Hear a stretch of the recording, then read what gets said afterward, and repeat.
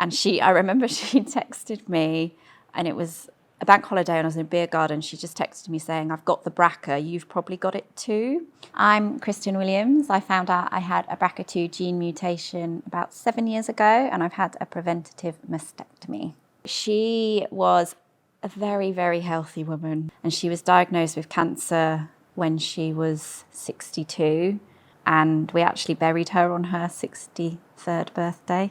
I was quite quick after my mum died to find out that I also carried BRCA2 mutation, which meant I had a high risk of breast and ovarian cancer. I was really quite terrified of losing my boobs. Obviously, I think quite a lot of people would be. It was just on my mind 24/7, kind of as soon as I woke up, like it was just in the back of my mind, and it was impacting kind of how I viewed myself, everything I did. Like if I went and did like a yoga class or exercise class, I just couldn't stop thinking about how will this feel afterwards? I can't imagine what I'm going to look like or feel like. So there was a lot of anxiety, and I wish I could say to her that it's completely fine. Like, you know, all of those anxiety, I think I kind of had to have at the time, but in hindsight, it's like my life, it hasn't changed. Well, it's changed my life for the better, if anything. But in terms of how I look and how I feel, it's had such a minimal impact on me.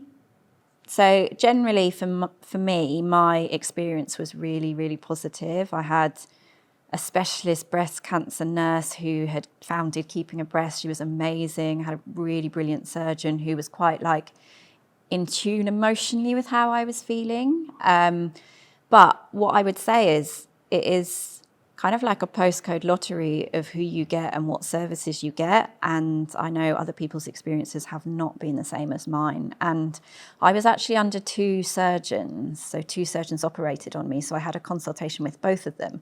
And their approach was so different, so different. One of them was kind of like, you know, this isn't for beauty. You're not going to like how you look. I'm just preparing for you for that. And the other one was like, oh, I can make you look better. So you're going to look great after this operation. And it was really, that just shows they were doing exactly the same operation on the same person, but their view of the outcome was completely different. I probably hid away from accessing support, and I wonder maybe if there is a part of a service that is specifically for people who haven't had cancer, who are going through these operations, and making that kind of aware to people. And that would be through the NHS and like, you know, my aftercare support saying, did you know that you can support this charity? Because I wasn't really given any advice, I don't think. I think I just was discharged after a day and went home, and I don't think I went back to my hospital after 5 days.